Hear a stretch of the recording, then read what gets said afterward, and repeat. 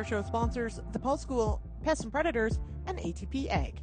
ATP is your home for NutriScan, a game-changing handheld tool that delivers real-time in-field nutrient insights in minutes. And when it's time to act, ATP's foliar products give your crops the nutrients they need to deliver on their genetic potential. Find out more at atpag.com.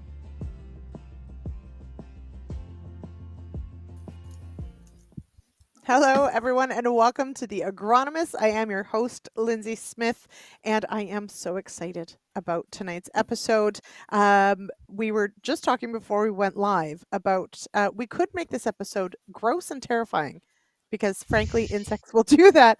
But I think we're going to keep it to the positive because tonight we want to focus very much on our friends in the fields, our field heroes, our beneficials, and more. So we're going to talk about all sorts of different kinds of insects that you will find in the field, what to look for, and how to take care of them. Of course, before we start, reminder, if you collect those CEU credits, head on over to realagriculture.com/agronomist. Let us know you took in the show.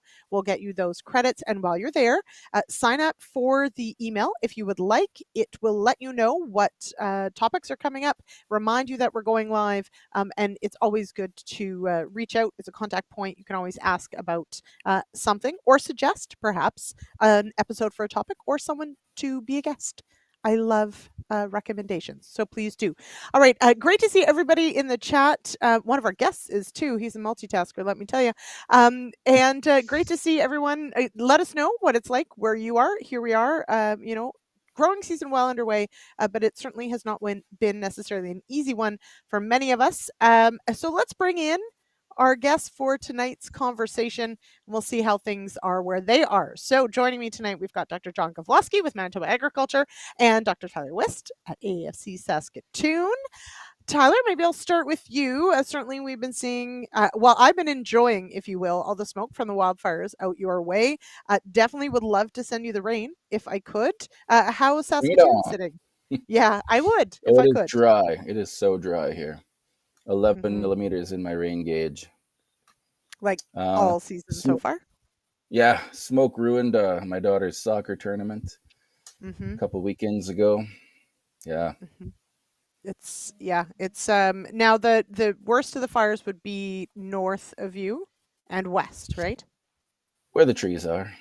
Yeah, there's thankfully not a lot of grass fires right now, but don't worry, their time will come. Now, John, you're in southern Manitoba. It has been kind of a bizarre spring in Manitoba for weather. How has that impacted pests? Yeah, we've had a really interesting spring. We've had extreme heat, we've had cold, we've had dry, and now we finally did get some decent rain. Overall, though, the insects are a bit ahead of normal in their development. We actually saw some of our pest species of grasshoppers the second week in May this year, which that's at least 10 days to 2 weeks ahead of normal. So things got off to a really quick start. Now, things have slowed down a bit. We've had a bit of cooler weather recently. But yeah, until a week or so ago, we were well ahead of normal with the life cycles of some of the insects that we're seeing. Some of the crops, too, were coming up and off to good starts, but they needed rain, which we finally got last weekend. Tyler, if you hear something like grasshoppers 10 days, 2 weeks ahead of normal. I spoke with a grain farmer out in the bigger area last week, already worried about grasshoppers. That's a bit scary. It is a bit scary. So the pest species that John will be talking about there, they overwinter as eggs. And if they get a good long fall, they'll develop in the egg, and so they'll be further ahead. And then if we get a nice warm spring, they'll develop further ahead as well. And so, so it got fairly hot fairly quickly. We also had a lot of flea beetles out on our farm too. Were they the ones you were looking for now that your funding is over for the particular one? I'm sorry, didn't mean to rub salt. No, they haven't come back yet. Oh, yeah. Okay, good. So, we had a few striped flea beetles. We were able to catch just enough to do some bioassays in the lab. So thanks to my technicians for finding pockets of those. But the rest are crucifer, and crucifer like it hot and dry, which it is. And striped's going to like it cooler and wetter, which it isn't. They would like that here. let me tell you, because that's where I am. But there's not a lot of canola around here. There's plenty of crucifers. Don't get me wrong.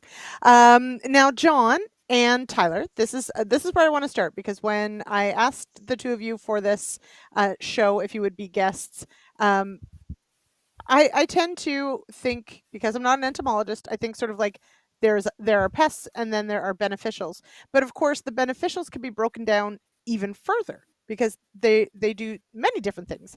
And so very helpful. We've got a list of 4 things. John, maybe I'll start with you. I'm going to start with the things we don't always think about, which I think are interesting. Are pests that actually eat weeds and weed seeds. So, what are some examples? And don't worry, we'll talk about parasitoids and all those, but what are some examples of insects that actually can really do damage to weeds or weed seeds? So a few that people would be more familiar with, ground beetles, a hugely diverse group. There's over 900 species in Canada. Now, not all of them eat weed seeds, but there's a couple groups or genera of ground beetles that do and can eat a lot of weed seeds. Another one that people would be familiar with, field crickets. Um, Field crickets What? have their good and bad sides in some regards, I guess. But yeah, field crickets will eat a lot of weed seeds. There's been some good work out of the northeast U.S. where they did studies where they're putting lamb's quarter seeds and pigweed, some of the bigger seeds, in with field crickets, and they would devour quite a few in a given day. So field crickets can help. And then, of course, there's a lot of insects that have been purposely released in Mm. the Canadian prairies to control weeds. A classic example being flea beetles, what we were just talking Mm. about, but not the ones that Mm. eat canola. Uh-oh. These are Okay. they're called Apthona flea beetles. They only eat leafy spurge, and they've been purposely Mm. released to help. They'll never eliminate a patch of spurge, but they can maintain it. They can keep it in check, and they can Yeah. potentially be quite successful at doing that. So they've been released, and there's been numerous other beetles, caterpillars, flies that have been purposely released because they're specific to a given weed, and they can sometimes eat a lot of it. Hmm. I had a thistle patch that someone said, "Oh, just get yourself some of this particular insect, and over time, it will knock back the thistles." I did not because I mowed it and then I kept mowing it and eventually got rid of my thistles. But I had no idea that you could actually order them. Tyler, have you ever ordered insects to kill thistles in the mail, or do you just have an in? I was going to order painted ladies to see if they could knock back thistle patches. So they'll Okay. eat the leaves right off of those things, but I mean, very hard to kill thistle. I'm impressed you did it, Lyndsey. Yeah. Took a Well, lot of it took years. perseverance. Yes, Years. I'm very stubborn. Years. I'm very stubborn. It wasn't a field, so I could. Now, just quickly, Mark said, "Does anything eat grasshopper eggs?" And this is Yeah, actually a John, you great already question. mentioned one. Yeah. Yes. Oh, Okay. So one of them. Yeah, Tyler. What else eats grasshopper eggs? Well, while your crickets are out there munching on weed seeds, they'll happily eat grasshopper eggs. And Mm. so we'll often see cricket populations boom after grasshoppers. But John was cautioning you there. He's like, and so I've been saying, I used to say, oh, crickets, oh, they're just beneficial insects. And then people started sending me pictures of crickets devouring the canola in their pods, and I said, oh, okay. Well, Crickets. don't. Maybe not so good. Yeah. So my new slogan is don't turn your back on an omnivore because they'll eat everything. Okay, so let's pause for just a moment because one of the things that I think I had to shift my brain, the more I learn about insects, the more I have to think about them as like livestock. Like I know people consider bees livestock or animals, I guess is the way Definitely. I should, right? I mean, they're insects and I always thought they were like so incredibly unique. In a lot of ways they are, but also in a lot of ways they are very much like other animals we may know in that they are omnivorous or maybe they're not and they have preferred things they'd like to eat and sometimes they're general like it's really quite fascinating the more you get to know all the different species and what makes them unique, which is pretty fascinating, but also Definitely. still terrifying. So crickets, We- John, what do you have to say about your beloved crickets turning their back on you and eating canola? Yeah. Now, first of all, it's not something that's common. We have seen it 2 or 3 years ago. We saw a fair bit of it. Now, what happened in that year? It was a very dry year Mm, and not a lot of moisture. There was a lot of crickets. I think what they were doing was climbing the plants and feeding on things like canola pods, flax bolls, even wheat kernels to some degree. I think they were trying to get moisture. That's mm, my take on it. Because if you had asked me even 5 years ago if crickets were potentially a field crop pest, I would have said no. Would have said they're, if anything, they're beneficial. They eat grasshopper eggs, they eat weed seeds. They've got their good attributes. But then, same as Tyler, I started to get photos, videos of field crickets up on canola pods, up on wheat right. heads, and yeah, we went to check it out. I'll be curious though if we get a wetter, cooler summer if we see the same thing. So far, I've Mm, only seen that in drier years, but it's something we would certainly want to keep an eye on. okay. Yeah, well, let's hit two Yeah. more beneficial insects though that can eat Okay. grasshopper eggs. So, Giver. anybody remember 2002? We had a really big grasshopper outbreak on the prairies, and that year I was out doing my master's work and looking at flowers, and we had a big population of something called bee flies, and another Mm, population that was really big of blister beetles. And so there were blister beetles only in the genus Epicauda. So you'll see those little black and gray ones. They're about this big, and they like to feed on alfalfa and other pulses. So when they're adults, they're kind of a pest. But when they are larvae, their larvae eat grasshopper eggs, and so their populations will boom after a grasshopper outbreak. And the bee fly, just like it sounds, it is a fly that makes you think that it's a bee so that you'll stay away from it. But it's got a mm, really long proboscis, and everybody says, oh, it's going to sting me, but it won't. right. And so that one there I found was, really booming after those populations of Okay. grasshoppers. Um, we saw some really cool things with the bee flies too. Um, they're they totally changed when there was so many of them. Like we could go up and pet these furry little creatures, but in a year where there's only a few bee flies, you can't get close to those things. So it's like they What? were in a feeding frenzy.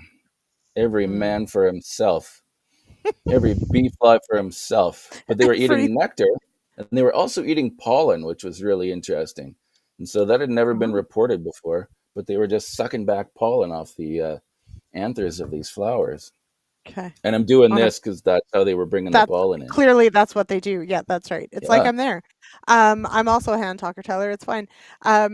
They were on a bender, a pollen bender. That's what they're. That's what they are. Oh, Jeanette Gauthier out of Manitoba says that crickets also eat strawberries. So, but that Mm, may play into the theory about them needing water because strawberries, of course, would be high in water. So there's that. There you go, Jeanette. yeah. Leave out tiny little cups of water for your crickets and see if they leave your strawberries alone. Okay, so weeds and weed seeds, but we've got some really great images. We've got some terrifying images, which we're also going to get to. But one of the other ones, John, can you explain to me the difference between a predator and a parasitoid? And then we'll talk about some of each of those. But what is the difference between those two? So quite simply, a predator will consume their prey. So they will either eat the whole insect or at least part of the insect and kill it in the process. What a parasitoid does, now there's parasitoids and there's parasites. Mm, And what a parasitoid does is parasitoids will lay eggs either on or right inside their host. Their young either are hatch out inside or burrow into the host and live inside the host insect, eating it from the inside out, eventually killing it. So with a parasitoid, they end up killing their host. A parasite lives on the host, but doesn't necessarily kill it. So think of right. ticks, fleas, lice.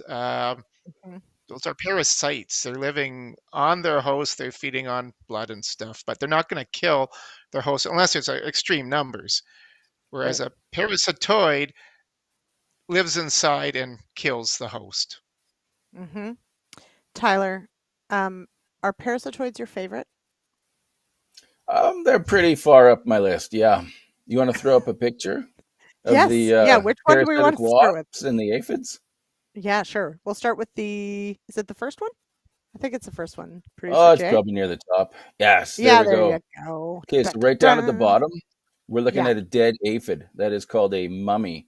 And these things stick to the plant so they don't fall off, but they become a dead mummy, just like John was talking about.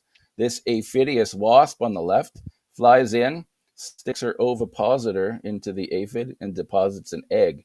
The egg develops into a larva, which eats everything inside the aphid, and then causes that aphid to swell up, stick to the plant, and then about 15 days after that initial stinging event, out comes another aphidious wasp. But in the case of this slide, what we're finding in the wild is we've got these hyperparasitoids that you see on the right there, or a Okay. secondary parasitoid. And so they come flying in and they find the primary parasitoid inside the aphid, and they lay eggs into that parasitic wasp. What? So this is a case of when a wasp is not your friend, or a Mhm. parasitoid is not your friend. That's insane. Okay. Yeah. Hyperparasitoids. Okay. Producer Jay, what's on our next slide? Let's go to. Okay. Oh, yeah. Well, that one's just going to be a still, unfortunately. But There is a movie to this, everybody who's eating. You're I welcome. could start Anyway, wriggling around like the no, that's Cotesia. fine. Yeah, it's Okay. okay. We're there. Okay, yeah. So what's going on here? So what you're seeing here is a post-stinging event. Another parasitic wasp called Cotesia flew in to this wheat field and stuck her ovipositor into this hapless wheathead armyworm and laid a few eggs. And each of those eggs have now turned into a larva. And the larvae are not nearly as gruesome as the aphid parasitoid larva. They just kind of hang out in the body cavity and they float Mm, around in the hemolymph, which is the insect blood, and they just absorb nutrients. But then it becomes gruesome when it's time to pupate. And they they chew their way out of the side of this wheathead armyworm. And that's them all emerging at the same time. So if we go to the next one, we've got them starting to pupate on the left, and the wheathead wow. armyworm, full of holes, still Yeah. alive, What? wandering off, likely to go die somewhere else. I would But hope. this is the trouble in the field when I'm trying to establish a host parasitoid association, and the darn caterpillars crawl away and they don't stay behind with the It's things quite that killed them. Yeah, that's quite rude, actually, Yes, I think it's of them. quite rude. And so you'll Yes. find these in the field. Like if you're in a wheat field, Yeah. for whatever reason, the parasitic wasp causes the wheathead armyworm to crawl up onto the anthers, if it's a bearded wheat, and hang out there while they burst out of their body. And then they pupate, and you get these white clusters on the anthers. And then I get pictures Okay. sent to John and sent to I saying, "Hey, what are these eggs?" And I have to explain they're Mhm. way too and those are parasitic wasp cocoons. And then, of course, I say, and I want them, please. So, real Right. interesting story here. Wheathead armyworm, back in the 1980s when they first described it, I think it was Dan Johnson who was talking about the wheathead armyworm. No parasitic wasps attacking it then. And then now, fast forward a bunch of years, and these ones popping out here are an actually unnamed species and they had a Huh. placeholder name, Cotesia JFT08, I think it was. It stands for Mm. Jose Fernandez Triana, who's our Cotesia and Apantales parasitic wasp expert in Ottawa. And so he needed a few more of these specimens, and I was happy to oblige. So Mhm. there's a bunch with him in Ottawa, so he can hopefully put a name on it. I feel like, John, you get some really great mail.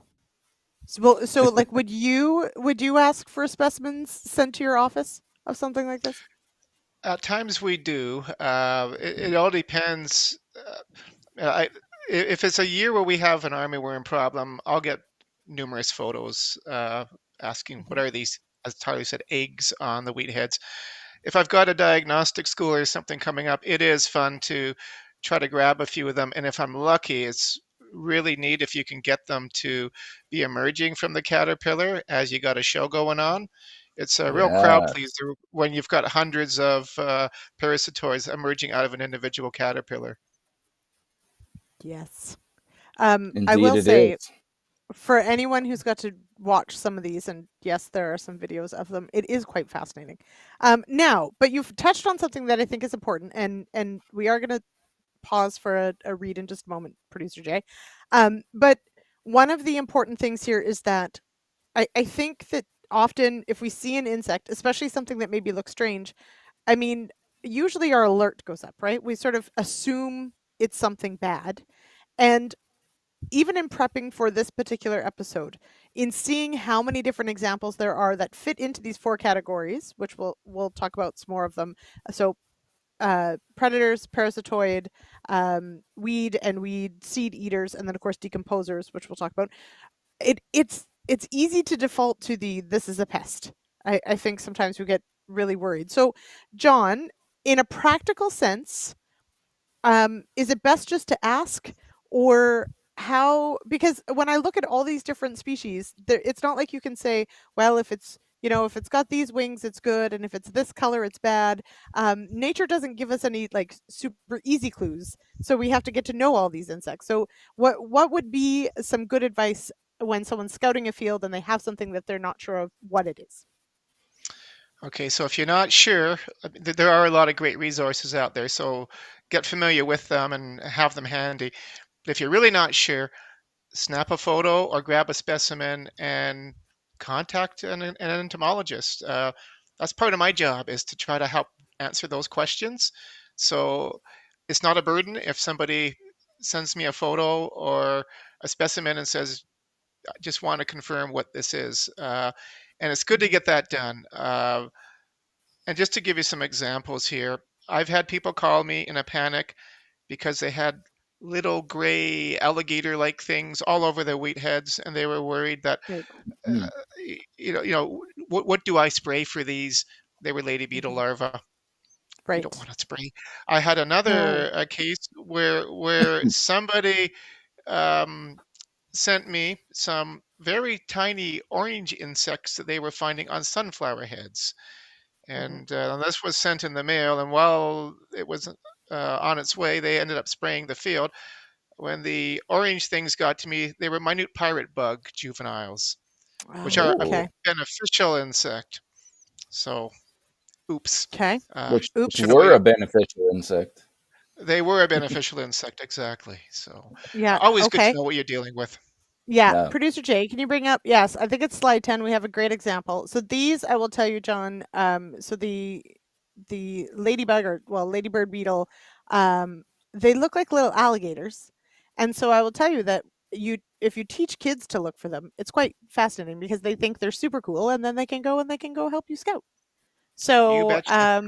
yeah, but they do. I mean, they do look a little terrifying. I'll be honest. If you were an aphid, you would be terrified. Mm-hmm. Definitely. Yes, they're Yes. they're uh, very sleek and quick, and yeah, alligator-like, but like alligators, they're predators. And Mm-hmm. yeah, so good to get to know them. The middle picture there, the lady beetle pupa. One time I Mm-hmm. was called out to, it was a vegetable place that was growing herbs, dill, things like that. And they were telling me their dill is full of potato beetles. And I said, no, Wow. they're not. No, it's not. Potato beetles don't feed on dill. They were very insistent. Went out. It was lady beetle pupa. There was quite a Mm-hmm. few of them. So obviously there had been a lot of aphids at one point, and now there was a lot of the pupa on the plants. So Mm-hmm. they were very glad to hear that. But yeah, they were thinking they had potato beetles all over their. I Yeah. guess they do look like a potato beetle larva, in fairness, They but do. Yep, they do. they don't really move much, so that should have been a Yes. clue. Right. They're rather docile at that point. Jason Vogt shares that he did in fact send a photo to John last week, and it was a soldier beetle. So there you go. Yes. Okay. All right, producer Jay, if you would, we'll go to our second read of the night, and then we'll jump back in here with some great images of some of our friends in the field. The Agronomist is brought to you by ATP Ag, the Pulse School, and Pests and Predators. The Pests and Predators podcast series is where top entomologists highlight the insect field heroes hard at work for Canadian farmers. Hosted by Sean Haney and brought to you by Field Heroes, powered by the Western Grains Research Foundation, Pests and Predators is an in-depth look at the many insects who share our fields. Find out more at Real Agriculture, download the podcast, or visit fieldheroes.ca.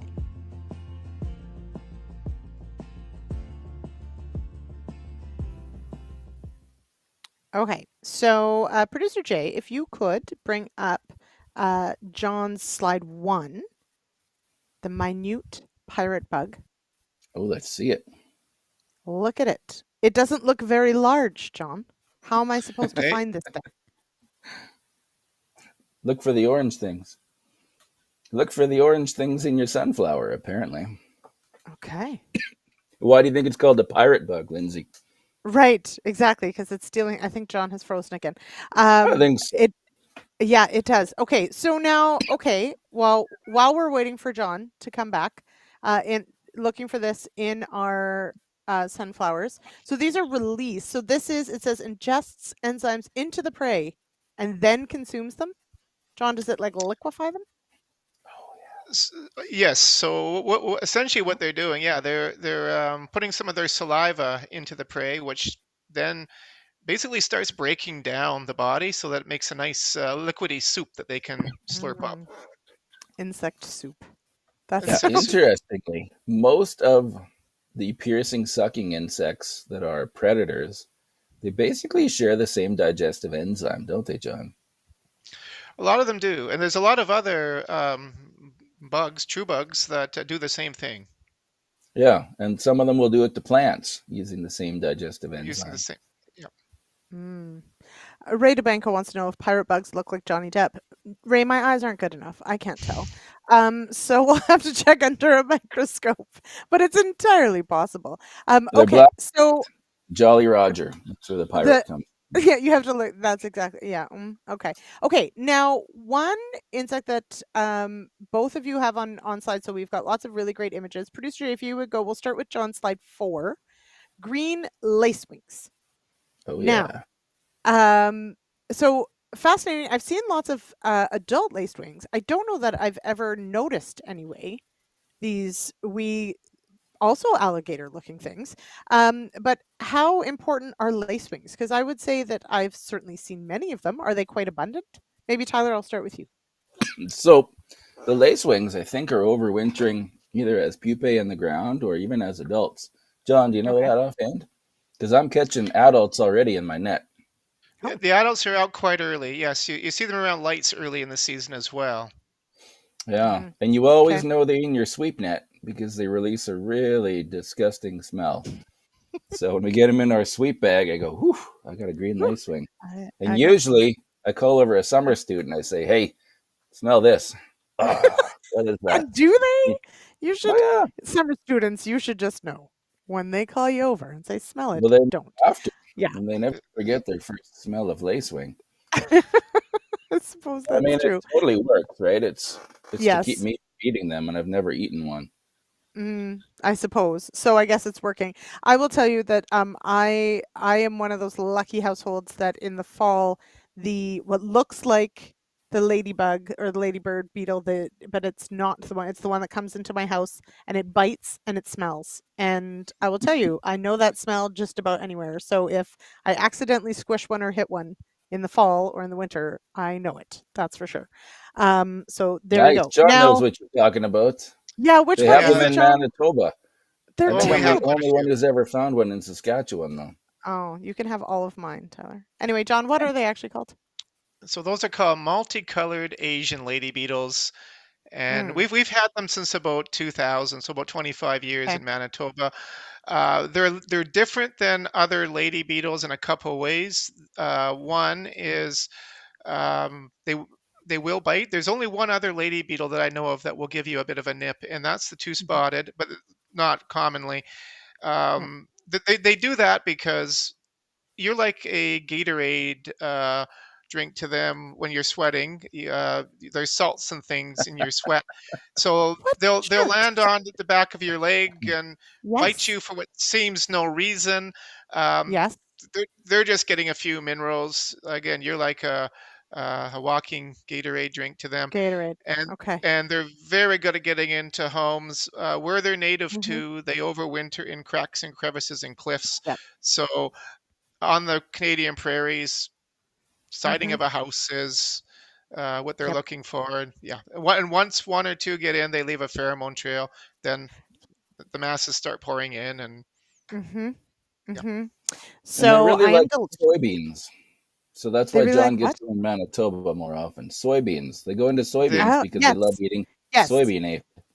they Yeah. really like soybean aphid, and the older juveniles, they can eat over 100 soybean aphids in a day. So they have Wow. tremendous appetites. Yes. Okay. Yeah, and so I will say, for where I am, there are, some fields that are quite close that the year they grow soybeans, I always know the day after those fields are harvested, my house is going to be covered in them because they go looking for somewhere warm and snug to spend the winter. So there you go. Jason points out, I think this is great, that sometimes the minute pirate bug looks like a small lygus bug that you have to spray for in confectionery sunflowers. So, thus, more to my question of knowing what you have, some insects do look quite similar to other ones. So, it is really important to know the difference. Um, is it lygus that has a different name in Well, Ontario? lygus is sometimes called tarnish plant bug, Yes, depending that's on it. It is. Yeah. the people in the hort industry like to call it tarnish plant bug, but that really Okay. refers to one particular species of lygus bug, Lygus Okay. linealaris. There's multiple species, so I prefer the term lygus bug because usually people really don't know what species they're dealing with. Right. Yeah. Uh, so lygus is more Okay. appropriate, at least in the Canadian prairies. Yeah. Okay. Hmm. Yeah. No, I think that's what they're called here. Um, or what I had thought anyway of what they were called. Okay, now I want to pop over to, I'm just going through here. Slide 7 is more green lacewing of Tyler's, producer Jay, if you would. Oh But I yeah. want to go to 7 and 8 because we have more to look at, but then we've got an action shot in the next one. So I didn't know they smell, so now I know they smell. Now I know they're good. Everybody memorize the picture on the right as well, because do not be afraid of the alligators in your crop. But producer Jay, next slide. Look at it Yeah, go. there's one going to town on an aphid. So you can see its Woo! huge mandibles, which are longer than its head, and they are injecting digestive enzymes into that aphid and potentially at this point sucking out an aphid milkshake. An aphid, disgusting. Yeah, But so the who knows? mandibles Maybe are it hollow. tastes like green. Maybe it tastes like green apple. Okay, so they're like they're mandibles, but they're hollow so that they can. So they're more like fangs, kind of. You could definitely call them fangs. Would you call them fangs, John? I mean, I would. I It's a, just did. I think So it's a good analogy, hollow fangs. And one of the differences between lacewings and lady beetles, they both have alligator-like things. The lady beetles will consume the whole prey. So your aphid's gone or your caterpillar's gone. With the lacewings, they suck the juice out, so you get a little bit of cuticle left over. They're just kind yeah, of you draining leave all the this fluids out. dried up aphid behind. Yep. Or a yeah. dried up lady beetle larva, because if you put those two Mm, together, green did lacewing they always wins. really? Uh, They will Mm. eat their siblings as well. What one year I was yes, What? they are cannibalistic. And I found that out the hard way. One year I was keeping a petri dish full of them for a crop diagnostic school. I must have had 8 or 9 green lacewing larvae in the same dish. Didn't put enough aphids in. I had Mhm. maybe 3 or 4 big fat ones in the morning, and yeah, Yeah. they will You eat basically their yeah. Yeah, so the basically mama ate their green buds. lacewing, you saw the green lacewing there. She has to lay her eggs on these long stalks, and she lays them on the underside of the leaf on these long stalks so that the first one that hatches falls down and can't get up and eat the rest of them. Interesting. This is just fascinating and also terrifying. Again, yes. Mark also says that the what is it? The multicolored, multi-Asian ladybird beetles. They like Manitoba maples, which I'm sorry, yes, are a weed. I did not bring them here. Please don't blame me. But that apparently they do like Manitoba maples, but they love soybeans. I will tell you that much, but that's because of the aphids we have learned. So Okay. just off the All right. top of my head, though, can I correct Yeah. Mark? I think he's actually Of thinking course. about maple bugs, So not they are, or we call ladybugs. them box elder bugs too. Box elder bugs, Yeah. exactly. Is that what they And are? they feed on Manitoba maple seeds, which is also called box elder. I think Uh, Mark's confusing those with okay. these lady They're the beetles. maybe. I also had someone told me that they were good weather bugs because they would, on a nice sunny day, they'll climb on the south side of your house. And so she called Yeah, them good weather bugs, which is a great name, but yeah. they're box elder bugs. I did not know that Manitoba maples were called box elders. It does not look like a box. Anyway, they're a weed. They are. They're terrible. But sheep eat them, just so you know. There you go. Okay. Really? Producer Jay, yes. Producer Jay is working on uploading some of the terrifying footage. And so he thinks he might be able to get it to work, which I think is really great, of the larva emerging, which is great. So now we haven't talked about, and I do want to touch on, because, and then we are going to spend some time on beneficial insects as well, which of course would be pollinators, and our parasitoids and our predators, etc. But decomposers. So John, and I don't know if we got the dung beetle images uploaded. But when I think of decomposing, I do think obviously of, oh, we did, look at this. Obviously of manure and some of the work that insects would do, but I also think about plant decomposers too. So John, do we have specialists in that department as well?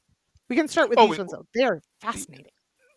these ones are cool. Yeah, and the short answer is yes. We have there's insects that decompose just about everything, whether it is plant material, manure, uh, carrion, which is animal carcasses, uh, wood. There's insects that decompose just about everything. Now these guys here, they're one of my favorite groups. Actually, they're really cool. Beautiful. Uh, I've got a picture here of 3 different types of dung beetles. In Canada, we've got on Canadian prairies, we've got just under 50 species of dung beetles. So there are quite a few. Most of them belong to the group on the left, which is the dwellers. And so these are ones that will live in the dung patties. And usually they take anywhere from maybe a week or two to a month to actually decompose that patty. The other 2 groups, the tunnelers and the rollers, they want to rip the patty apart. So Okay. what the tunnelers will do is they will make a tunnel underneath the patty and start ripping pieces off and bring it into their tunnel, and they just keep doing that, and it starts to disappear. The rollers will, they're the ones you see in nature documentaries. They will take a chunk off of the patty, make it into a ball, and roll it away. And Mm-hmm. they're super strong. In fact, there are some species that can roll a dung ball over 1,100 times their own weight, which for That's you, Lyndsey, would be yeah. like standing, Imagine. doing a diagonal handstand with Yeah. your feet on a fully loaded 18-wheeler truck and being able I'm to push pushing it. that truck.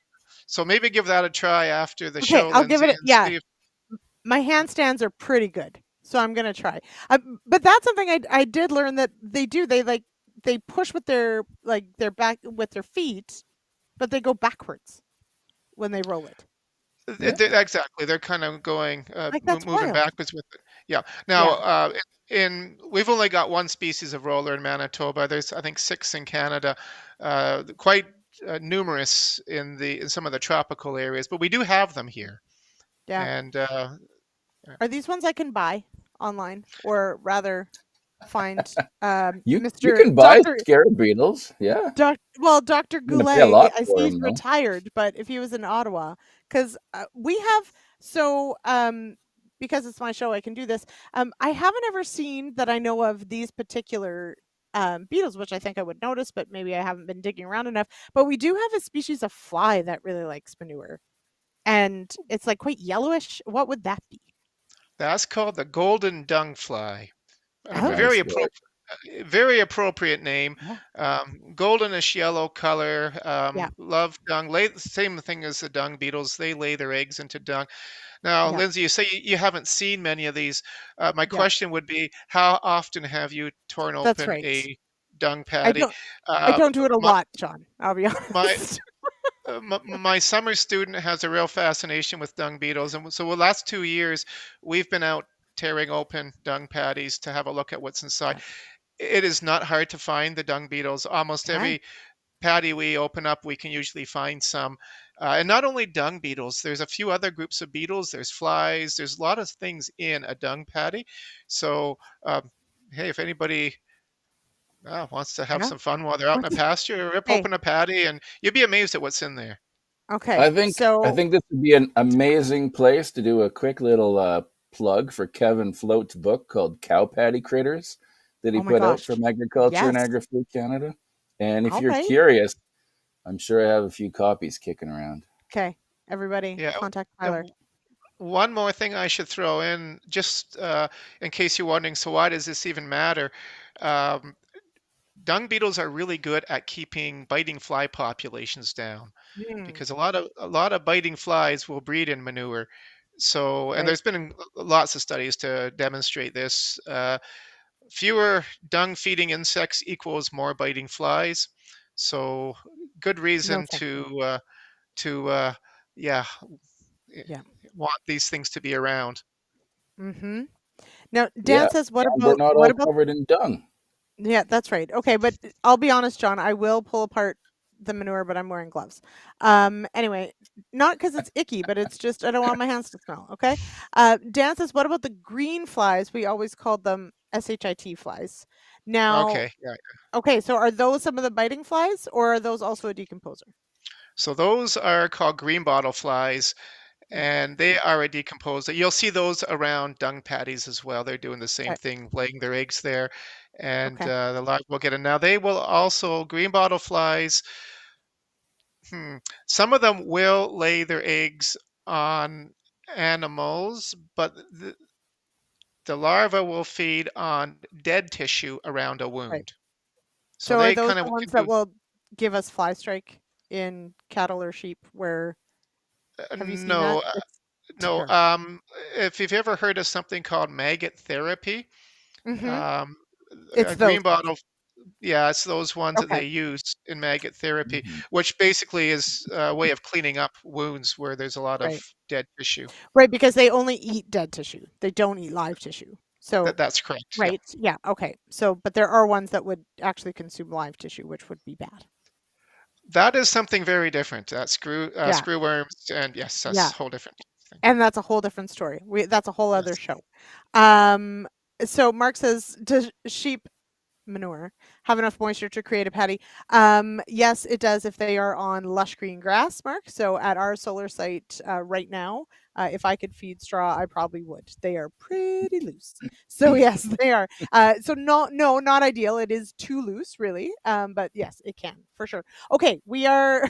This evening is disappearing, and it is so much fun. Producer Jay, if you would, I do want to. I have a clip here from a few years ago with Pete Johnson, who's not here tonight. He's traveling.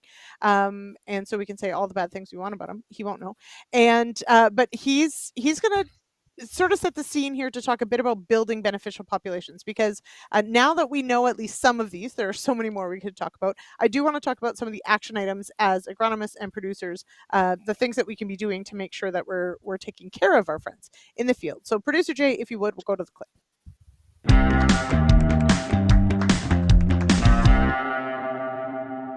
It's fusarium timing. We're almost ready for a T3 fusarium fungicide. I come in here, I'm going to look to stage it, and one of the first things I see, there's a ladybug. Uh-oh. What do ladybugs mean? Ladybugs mean aphids. Yes, we have aphids in the wheat crop this year. In fact, it's pretty rare for us to have much aphid pressure in winter wheat most years in Ontario. This year, we've already had 2 fields at Seaforth that had to be sprayed. And you can see in these pictures just how heavy Kyle's pressure was. So prior to heading, it is 15 aphids per stem. That's 15 aphids per stem. Heck, on some of these stems, he was at over 50. That's the threshold when we get to heading, 50 aphids per stem. So we walk through the field, we're seeing the ladybugs. Get your head down in the canopy, look for those aphids, and if you're finding them, then immediately you say, oh boy, we better control them. When we're going through with our T3 fungicide, we're going to control those aphids. Wait just a minute. You control the aphids, yep, it'll help the wheat crop, but remember the threshold, 50 per stem, 15 at least, because that's prior to heading. And then, look, we've got ladybugs, we've got lacewings, we've got all these beneficials. And they're in here, what are they doing? They're feeding on the aphids, and in the process, they're multiplying. My good friend Phil Shaw said, hey Peter, aphids in the wheat crop, is that a harbinger of what's going to come in soybeans? So we're going to have to control soybean aphids? Man, the more wheat fields that we can just let the beneficials take care of these aphids for us, the absolute better we're going to do in terms of having those beneficials to control all the other pests throughout the rest of the year. So you have to scout. If you're over threshold,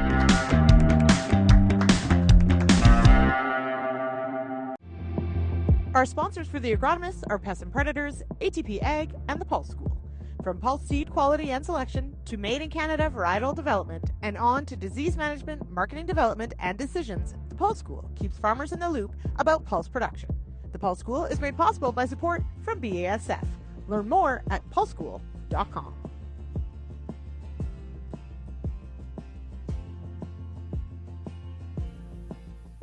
All right. Well, that was a fascinating clip, Lyndsey.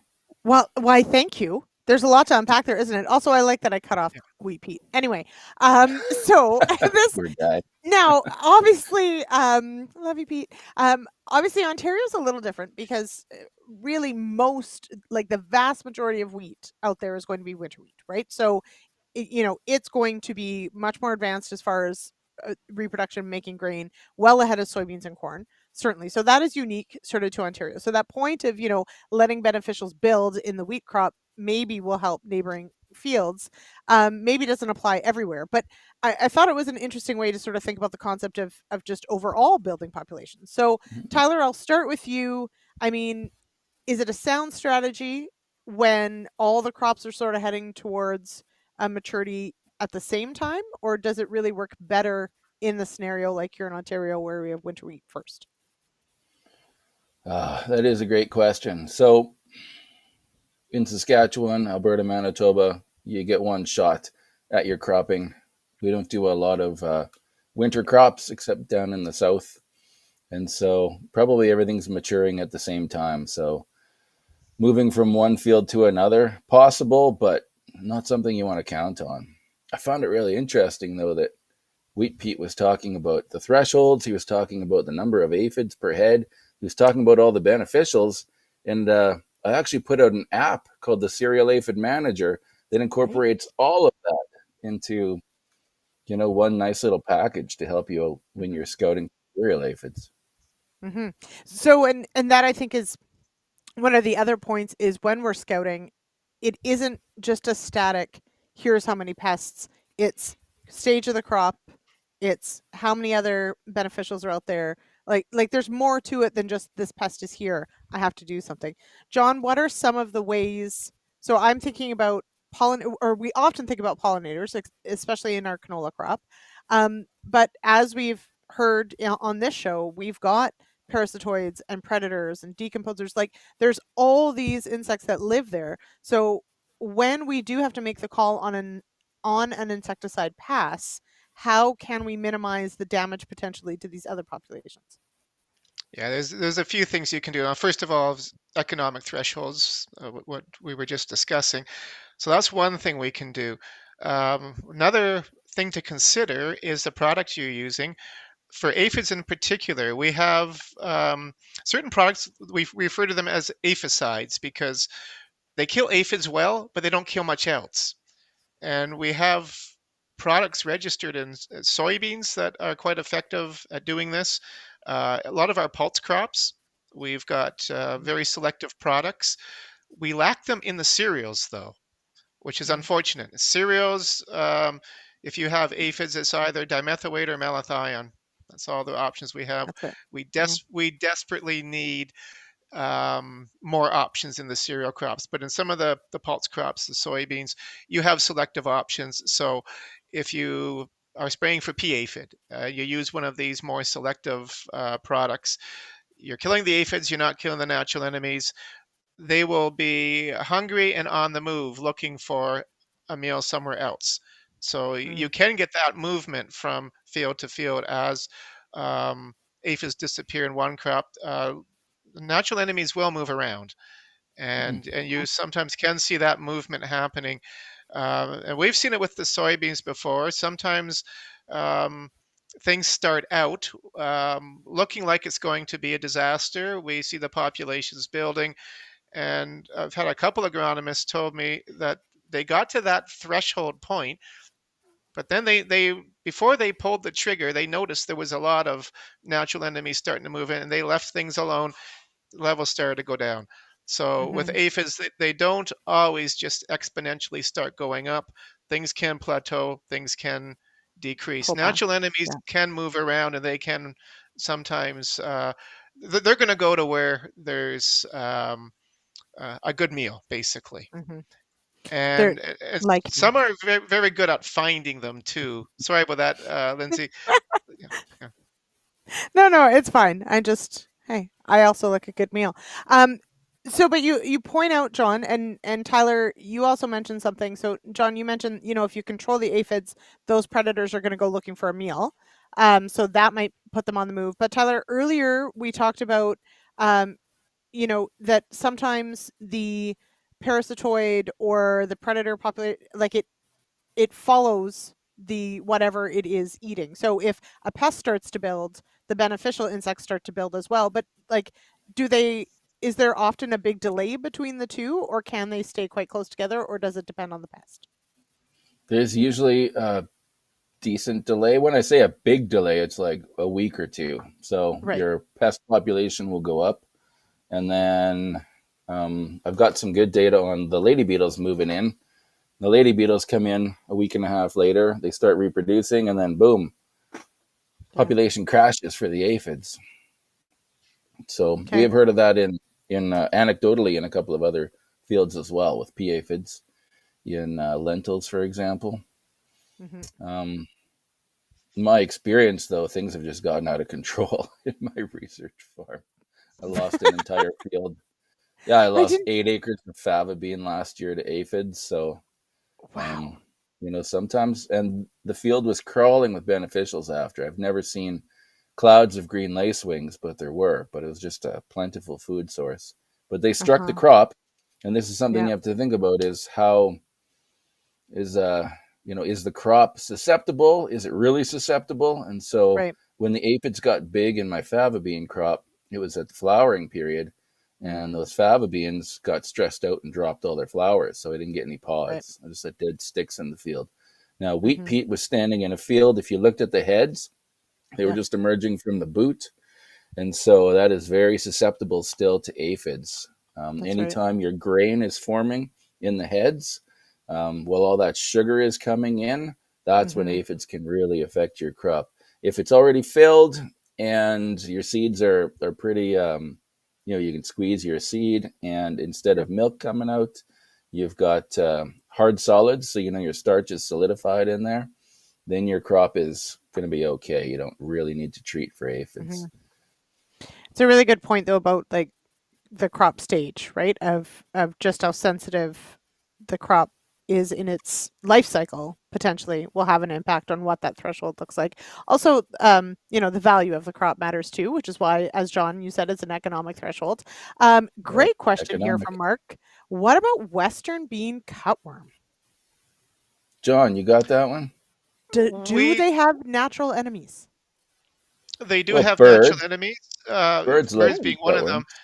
Yeah, there's also parasitoids and things that will attack them. We did trapping for them in Manitoba for Western bean cutworm a few years back. We could not find them. So as far as we know, we just don't have an established population here in in Manitoba or in the Canadian prairies, but I know in Ontario, big problem. Yeah. Quebec, big problem. They've got their parasitoids and predators as well. There's a lot of generalist predators that would feed on Western bean cutworm.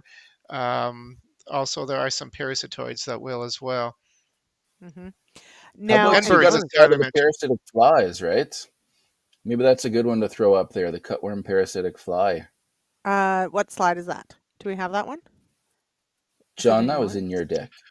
Yeah, that Uh, was so. Yeah, Look that that up, one. John. It's probably titled Tachinidae, oh, yep. Yes. Okay, and that and that is that 15. Okay, 15. yeah. So Tachinidae. So they're there we go. Okay. Yep. Super interesting group. One of the things I want to draw your attention to at the very top, 736 species in Oh, Canada. And just to put this into perspective, how diverse that is, we've got 716 species of birds in Canada. There are more wow. species of tachinid flies than there are birds in Canada. Okay, Okay. so they are super diverse, and they do really one thing. They're what we call parasitoid flies. They lay eggs into other insects mainly, and they really like caterpillars. That's one of the groups that they tend to attack a lot. The picture here is actually a Bertha armyworm that's been parasitized by a tachinid fly, and you can see here the little round hole in the Bertha armyworm. Yeah. So there's a tachinid larva living inside. It's made basically a breathing hole for itself. So it kind of looks like a whale spout, but that's It a does a breathing little. hole in the Bertha armyworm. So they can be severely or very effective at reducing populations at times. So Okay. they're a group that's good to get to know. hmm The tricky part is sometimes they look like other flies, they look hmm like a big hairy housefly. If you They look do. at the back end of it, um, it's very bristly. Yep. The bristles at the back end really stand out. But you have to be looking at the fly's rear end, everybody, to make sure you know what you're looking for.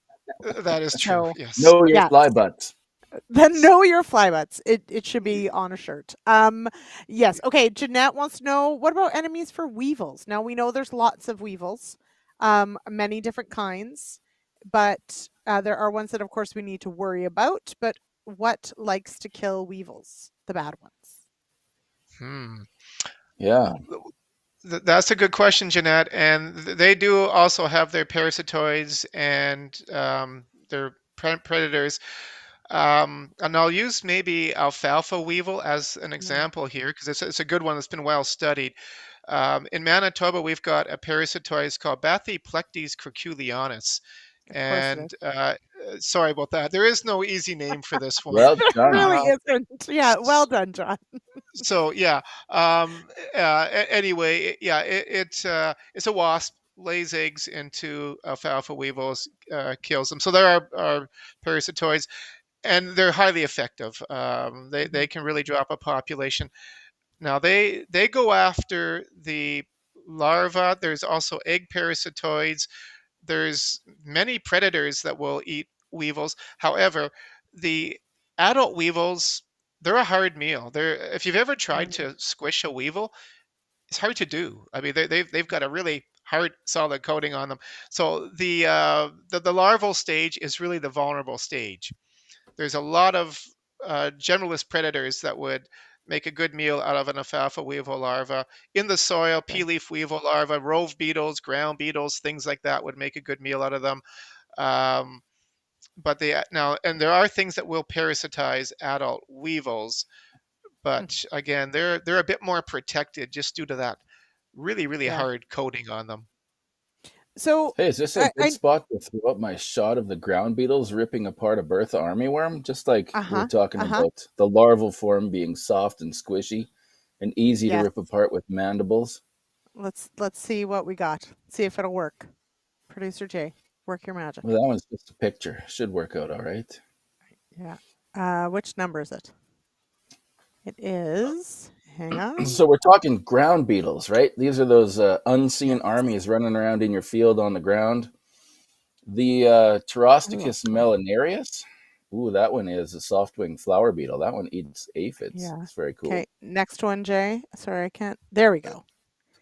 Look at it tearing apart the flesh. Yeah. So they're ripping apart that Bertha armyworm there. So if you're a soft-bodied insect and you fall to the ground, you fall Yeah. prey to these things here. Pterosticus, though, this is an introduced species, and about 50% of their gut contents turn out to be other ground beetles. So they kind of have become the top predator on the ground in our fields here. And yes, that one is blue, and that one up there is red. We were actually having beetle races, and so we had to tell the beetles apart. Of course. And Yes. this And was so their you, treat for winning the race. well, good for them. It's like a pizza party after such things. Okay, now, producer Jay, do we have the clip? Did it work? If so, we'll run it, and if not, I've got a few things to wrap up. But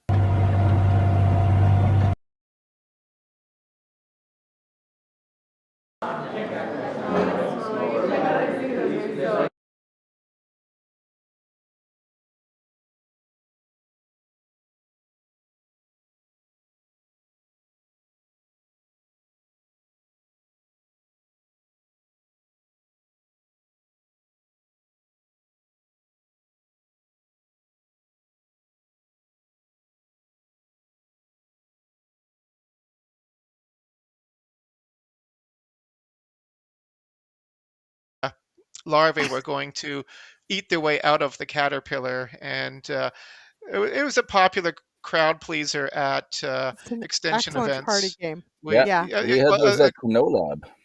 Yeah. That was great. Canola Lab, yeah, Yep. It What Yep. was really interesting about Vanessae, though, is that the parasitic wasp were all female. There weren't any males.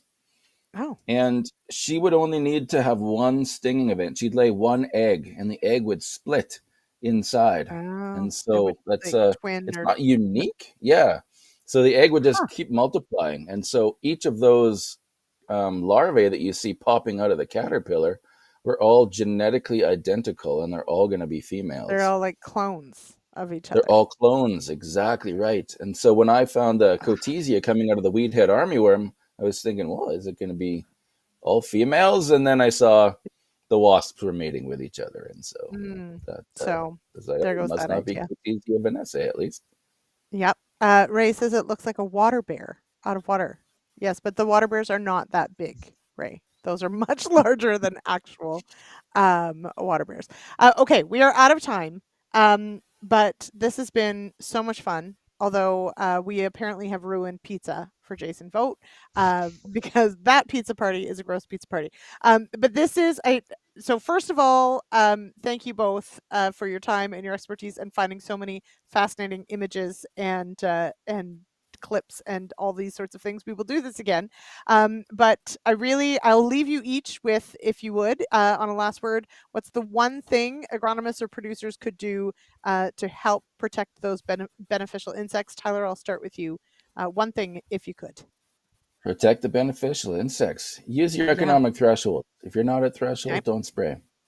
All And right. can I put in a plug for Egg in Motion? We're going to be at Egg in Motion Of racing course. beetles again. So if Oh, that's a anybody's there, great stop by idea. the AFC Yeah. booth. We're And down by actually, Bayer. thank you for reminding me. Slide 27, Jay, of John's. I want to put this up while we're saying our goodbyes as well. If you found tonight interesting or fascinating, like I have, your field heroes, very important. John, so I'll ask you the question, and then of course you can tell us what we're looking at. But what's the one thing, one piece of advice for our agronomists and our farmers to protect those beneficials? Tyler hit on the top one. Spray only if needed. I would say use selective products if they're an option, practically and economically. Also, for some insects, you can patch spray or strip spray. Mhm. Pastures for grasshoppers, you can spray in strips and get almost as good control as if you sprayed the whole pasture. Cutworms, we can often do patch sprays. That leaves refuge for a lot of the other beneficials. So techniques like that can help. Also for the parasitoids, having some flowering vegetation either in or around the field is really good, because some of these parasitoids will live longer and lay more eggs if they've had a good meal on nectar from some wildflowers or flowering vegetation. Mhm. So little things like that can help as well. That's right. And how about understanding what you're spraying? So if you've got little gray Yes. alligators in your field, grab your Pests and Predators field guide, powered by Western Grains, and Ta-da! say, should I be spraying these little Oh, wait, May- they're beneficial Maybe insect. not. Yes. Yes, and as you mentioned, Tyler, we do have a couple apps for Ontario as well that help you decide whether you're at threshold or not, and they include a beneficial insect count to make sure that you're accounting for the impact that they would have on some of these pest populations as well, aphids especially. Okay, we are out of time. We're actually over time. I apologize.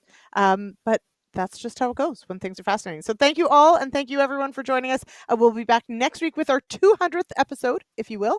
I'm pretty Whoa. excited about that, and we're going to be talking about managing stress in the crop and if there's anything we can do about it. All right, I'll see you next week. Thank you, everybody. See ya. Thanks everyone for listening. See you later.